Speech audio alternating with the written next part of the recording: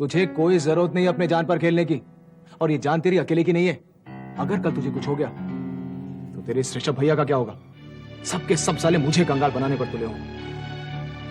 एक बात ठीक से समझ, इस तलाश की पहली शर्त यह है कि तुझे कुछ ना हो। सॉरी, मैं गुस्से में पता नहीं क्या क्या बोल दिया। मैं जिंदा हूं तो सिर्फ रक्षंदा के कातिल के अंजाम को बदशक्ल बनाने के लिए। जिसने भी ये साजिश रची हो और जो लगता है मल्होत्रा फैमिली का मेंबर है, मैं उसे जिंदा नहीं छोड़ूंगा श्वेताना। तो शिवानी, रक्षंदा मर चुकी है। She is dead.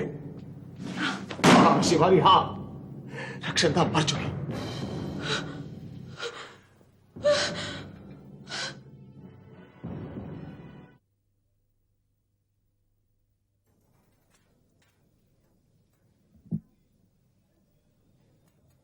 Sonu! Sonu! Sonu! Excuse me. Sonu! Sonu, Sonu, Sonu, Sonu! Sonu! अबे आजा! पापा आपने, अरे ये नई साइकिल कहाँ से आई? Oh well, you know मैं बाजार गया था, बहुत सारे पैसे जेब में डाल के। मैंने कहा कि देखो सोनू के लिए कोई चीज लेके आते हैं। वहां जाके मैं कंफ्यूज हो गया, लेकिन फिर भी मैं एक साइकिल ले आया। कैसी लगी? बहुत अच्छी है पापा। ग्रेट। एक बात बताऊं, तुम्हारी जो पपी है ना, इस साइकिल से बहुत महंगी है। ये साइकिल बहुत सस्ती पड़ गई है। मेरा मन पता क्या कर रहा है कि मैं यहां से सीधा बाजार जाऊं और कुछ 2-4 हजार चीजें ले आऊं, ताकि तुम एक एक करके मेरे को 2-4 हजार पप्पियां दो। लेकिन पापा, हाँ बेटा बोल। तुम तो चुप हो गए, हंसी भी गायब। बोलो। पापा आपके पास मेरे लिए साइकिल खरीदने के लिए पैसे कहाँ से आए?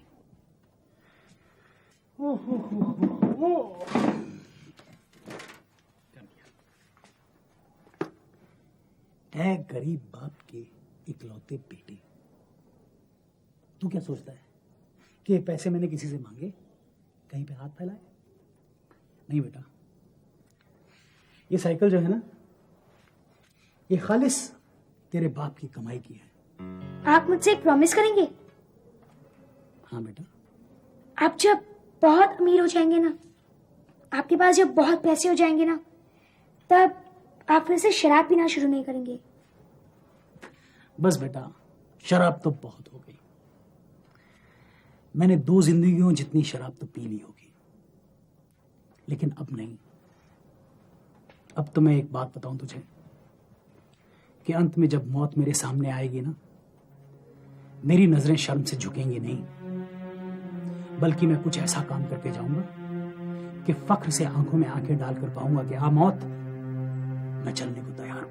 पापा प्लीज, ऐसी बातें आप क्यों करते हैं? सच कहता हूं बेटा, आज से बहुत साल बाद जो तू मेरे बारे में सोचा करेगा ना, तो तेरी नजरें शर्म से झुका नहीं करेंगी, फख्र से तेरा सिर ऊंचा होगा। पापा I promise you. शिवानी, बस बस भी करो शिवानी। देखो, रक्षंदा कुछ ही दिनों के लिए हमारी जिंदगी सजाने आई थी और अब चली गई। हाँ, ये सब कैसे हुआ ऋषभ?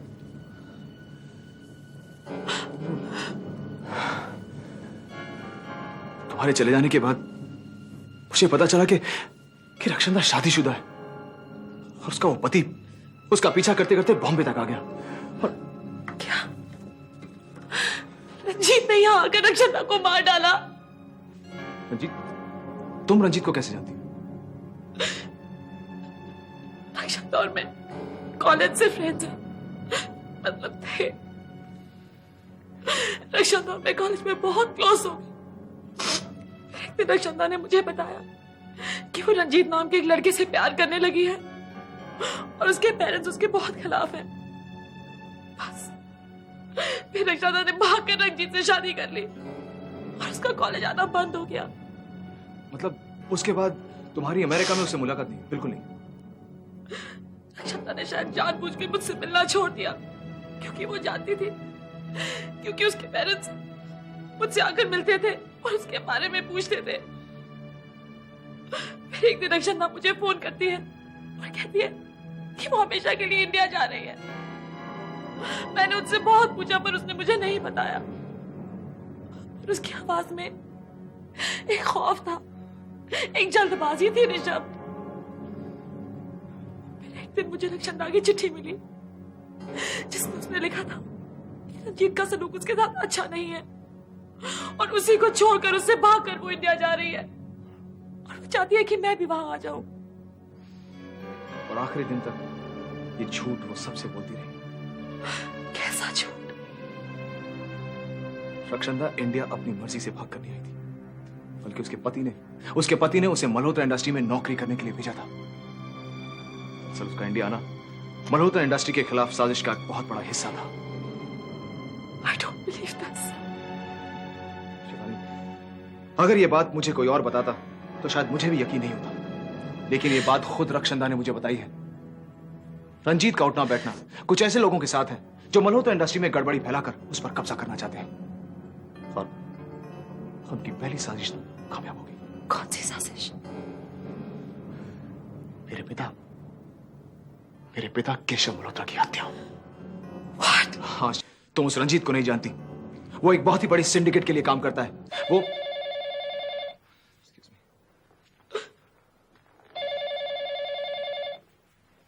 हेलो। हाँ बोलो ऋषभ। हाँ अभिजीत बोल। अभी तक कोई खबर नहीं मिली, लेकिन मेरी ये खबर तुझे त्यागी तक पहुंचानी है। उसे जाकर कह के उसकी शिवानी इंडिया लौट आई। हाँ अर्जेंट है।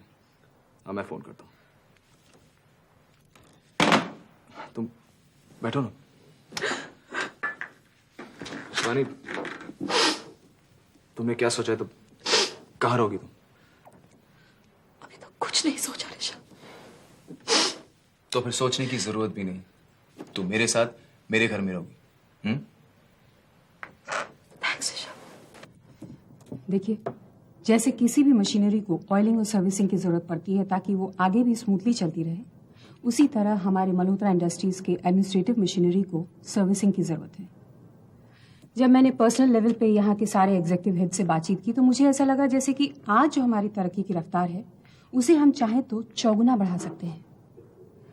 मैंने आज आप सबको यहाँ पर इसीलिए बुलाया है ताकि इस टारगेट को हासिल करने में हमें क्या क्या दिक्कतें पेश आ सकती हैं या इनके क्या क्या सोल्यूशंस हैं, इन पे हम कुछ डिस्कशन कर सकें। तो सबसे पहले हम ये डिस्कस करते हैं कि हमारी आज की दिक्कतें क्या क्या हैं। आप लोग प्लीज खुलकर बताइए कि आपकी क्या क्या प्रॉब्लम्स हैं, और मैं आपसे वादा करती हूँ कि आपकी जो भी प्रॉब्लम्स होंगे मैं उन्हें मिटाने की पूरी कोशिश करूंगी। शीला जी, मुझे मल्होत्रा इंडस्ट्री में जॉब करते हुए तकरीबन 2.5 साल हो गए हैं। मैं औरों के साथ अपनी स्पिरिट की भी बात कर रहा हूँ कि हम में काम करने की, कुछ अचीव करने की स्पिरिट ही मर गई है। मैं इनकी बात का समर्थन करता हूँ कि मल्होत्रा इंडस्ट्री से जो हमारा पहले लगाव था, जो एक अपनापन था, सच तो यह है अब वो रह ही नहीं गया। शीला जी, मल्होत्रा इंडस्ट्रीज के ज़्यादातर मेंबर्स उसे छोड़कर जा चुकने का प्लान बना चुके हैं, और कुछ बचे हैं वो तो छोड़कर जा ही रहे हैं। और मुझे एक बात आपके सामने कबूल करने में कोई शर्म नहीं आ रही है कि आज सवेरे ही मैंने एक दूसरी कंपनी के ऑफिस को अपना फैक्स कर दिया है। शीला जी, आप चौगनी तरक्की की बात कर रही हैं। कड़वा सच तो ये है कि मल्होत्रा इंडस्ट्री की तरक्की में हमने इंटरेस्ट लेना ही बंद कर दिया है।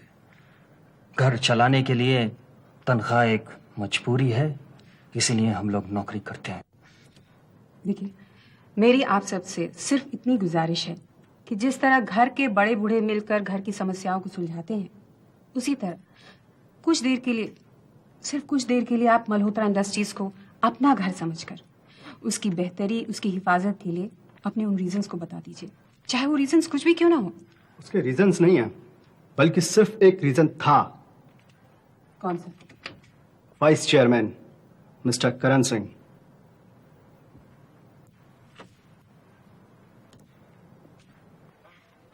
May I come in, please? Of course. अब अगर आपको ये सवाल पूछना पड़ा, मे आई कम इन प्लीज, तो फिर मुझे भी अपने ऑफिस में आने से पहले पूछना पड़ेगा, मे आई कम in please. Come on in. वो तो मैंने यूं ही आपको इम्प्रेस करने के लिए पूछा था। अच्छा, तो फिर आपने मुझे वाकई बहुत इम्प्रेस कर दिया। आप मुझसे ये नहीं पूछेंगे कि मैं यहाँ क्यों आई हूँ? मेरी जुर्रत कैसे हो सकती है भाई, आपका अपना ऑफिस है, आपका मन किया आप चलिए। हैं? हाँ, ये बात तो आपने ठीक कही, ये ऑफिस तो है मेरा। मिस्टर कोहली, ऑफिस आवर्स में अगर आप ऑफिशियल बातें सुनने की आदत है तो कुछ काम की बात की जाए। अगर आदत नहीं है तो डाल लूंगा, लेकिन आप प्लीज नाराज मत होइए। देखिए मेरी रोजी रोटी का सवाल है। इफ यू बस बस इनफ। अगर मैंने और ये बॉस का रोल किया तो मुझे लगता है मैं वाकई यहाँ की बॉस बन बैठूंगी। तो बन क्यों नहीं चाहती? मुझे वाकई बहुत अच्छा लगेगा अगर ये ऑफिस मेरा कम और तुम्हारा और निशी का ज्यादा हो जाए। मिस्टर कोहली, आप अपने बॉस को मक्खन लगा रहे हैं। शायद आप जानते नहीं मैं डाइटिंग पर हूँ। एनीवे, मैं ये एक डिजाइन तैयार करके लाई हूँ, आप इस पर अपना विचार व्यक्त करेंगे। जी हाँ। ओके, स्केल तो ठीक है।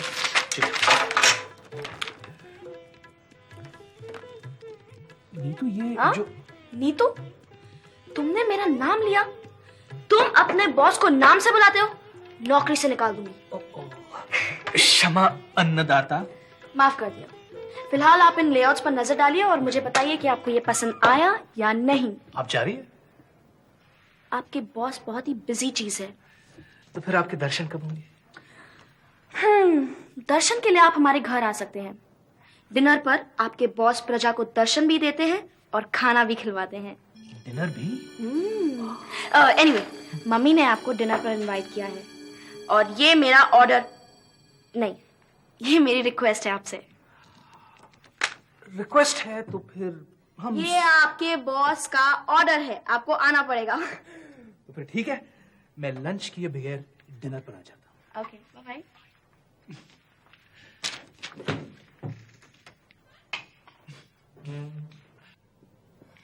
करण, खैर छोड़िए, जो आदमी मल्होत्रा इंडस्ट्री के साथ ही नहीं है उसके बारे में डिस्कस करने से क्या फायदा? नहीं, फायदे हैं। करण ने जो गलतियां की हैं उन्हें मैं ना दोहराऊं, इसके लिए मुझे ये रीजन जान लेना बहुत जरूरी है। प्लीज आप लोग ये समझ लीजिए कि आप लोग ये बताकर मुझ पे एहसान कर रहे हैं। शीला जी, हम सब करण साहब के रवैये को बहुत बर्दाश्त करते रहे और उनका रवैया ये था कि मल्होत्रा इंडस्ट्री में हमसे नौकरी करवा कर वो हम पर एहसान कर रहे थे और तनख्वाह के तौर पर हमें वो खैरात दे रहे थे। उनका तो दस्तूर ही था, वो कभी भी किसी को भी नौकरी से निकाल देते थे, भले ही उस एग्जीक्यूटिव की कोई गलती ना हो। बात गलतियों तक ही सीमित नहीं थी। उन्होंने अपना ये एटीट्यूड तो हम पे खौफ कायम रखने के लिए बना लिया था और जब हमने एतराज़ किया तो उनकी बदतमीजियां हमें झेलनी पड़ी। उनके साथ तो वही काम कर सकता था जो उनकी खुशामद करे, उनका यसमैन बनकर रहे, और जो उनका यसमैन होता था उस पर उनकी विशेष कृपा होती थी। और नतीजा ये होता था कि नौकरी हमें मल्होत्रा इंडस्ट्री की नहीं बल्कि करण साहब की करना पड़ती थी। मल्होत्रा इंडस्ट्री की तरक्की का तो ख्याल ही आना हमारे दिमाग में बंद हो गया था। मक्खी देखकर भी हमें उसको निगलना पड़ता था, जबकि हम सब जानते थे कि ये गलत है। अपनी नॉलेज और अपने तजुर्बे का तो इस्तेमाल हम लोगों ने कई महीनों से किया ही नहीं। मिस्टर दलाल जी, इस बारे में मैं आपकी राय जानना चाहूंगी। मैं तो बस यही बोलूंगा कि जो कुछ ये लोग बोल रहे हैं उसका एक एक शब्द सही है। बस अपनी तरफ से मैं ये बात बोलना चाहूंगा कि करण को पूरी छूट भाई साहब ने दी, वरना इतनी प्रॉब्लम्स बढ़ती ही नहीं। और मजाल है कोई बात चेयरमैन साहब तक पहुंच भी जाए। अगर किसी ने बात पहुंचाने की कोशिश की तो उसकी शामत आ गई। बस आप लोगों की बात मुझ तक पहुंच चुकी है, आप बेफिक्र रहिए। मैं आप लोगों से वादा नहीं करूंगी कि मैं आप लोगों की दिक्कतों को दूर करूंगी, बल्कि अभी इसी वक्त मैं आप लोगों को इन दिक्कतों से छुटकारा दिलवाती हूँ। आप लोगों से जो मेरी पर्सनल लेवल पे बातचीत हुई थी या फिर अभी अभी जो बहस हुई है, उसके बाद मैंने चंद फैसले लिए हैं। मिस्टर दलाल, प्लीज आप इन फैसलों को नोट कीजिए। और हाँ, आप लोगों को अगर इन फैसलों पर कोई एतराज हो तो प्लीज आप लोग अपने एतराज जाहिर कर सकते हैं। आर यू रेडी मिस्टर दलाल? फैसला नंबर 1, आज से लेकर 1 महीने तक इस कंपनी का हर एग्जीक्यूटिव हेड क्लोज ऑब्जर्वेशन में रखा जाएगा। इस दौरान आपके परफॉर्मेंस और आपके कंट्रीब्यूशन को मद्देनजर रखते हुए आपको सैलरी रेज या फिर प्रमोशन दिया जाएगा। लेकिन हाँ, ये सैलरी रेज या प्रमोशन हर किसी को नहीं दिया जाएगा, सिर्फ उसे जो डिजर्व करता है। और हाँ, हर एक एग्जीक्यूटिव के साथ 5-5 साल का कॉन्ट्रैक्ट होगा, ताकि मल्होत्रा इंडस्ट्रीज बेवजह किसी को भी नौकरी से निकालने का अधिकार खो दे। फैसला नंबर 2, आपसे कंपनी ये एक्सपेक्ट करेगी कि आप पूरे 48 घंटे कंपनी को दें, और अगर आपने कोई नुकसान पहुंचाया कंपनी को तो आपके ऊपर एक्शन भी लिया जा सकता है। फैसला नंबर 3, कंपनी के हर एग्जीक्यूटिव हेड को यह हक होगा कि वो अपने फैसले खुद लें और उन्हें लागू भी करें। इसमें बोर्ड ऑफ डायरेक्टर्स का कोई दखल नहीं होगा। Is that okay? Thank you ma'am. Hello hello Medha, मैं ऋषभ बोल रहा हूँ। हाँ ऋषभ जब मेधा से बात करता है तो उसकी आवाज में प्यार छलक जाता है। आज वो कहाँ गायब हो गया ऋषभ? पता नहीं मेधा, पता नहीं मुझे आजकल क्या होता जा रहा है। मेरी जिंदगी बिल्कुल बोरिंग हो गई है। लगता है मैं अपने दुखों से हार चुका हूँ। मेधा से मिलते रहा करो ऋषभ, वो तुम्हारा जिंदगी में इंटरेस्ट कायम रखेगी। दिल तो बहुत करता है, लेकिन रक्षंदा के हादसे के बाद मेरा अपने आप से दिल हट गया। अपने आप को खुश करने की कोई वजह नजर नहीं आती। ऋषभ, अपने बीते हुए कल के गम को अपने आज में मत घसीटो ऋषभ। मैं जानती हूँ कि तुम्हारी जिंदगी में बहुत बड़ा हादसा हुआ है, लेकिन एक ना एक दिन तो तुम्हें उसे भूलना ही पड़ेगा। मेधा, मैंने इस दर्द को भुलाने की पूरी कोशिश की है, लेकिन रक्षंदा की वो दोस्त है ना शिवानी, वो अमेरिका से लौट आई है और वो इस हादसे के बारे में कुछ भी नहीं जानती थी।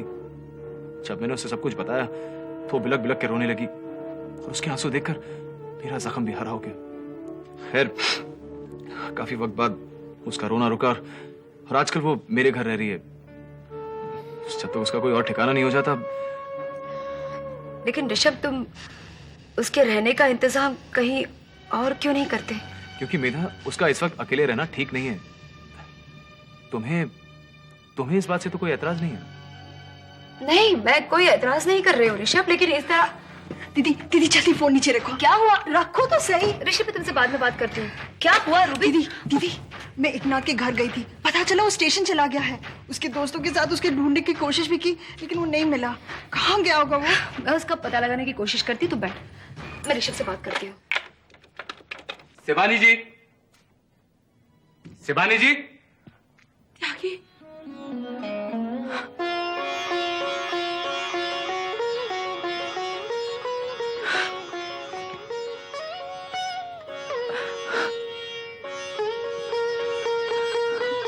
शिवानी, हमारी बाहों में आकर आज आपने हमका जिंदा रहने का एहसास करवा दिया।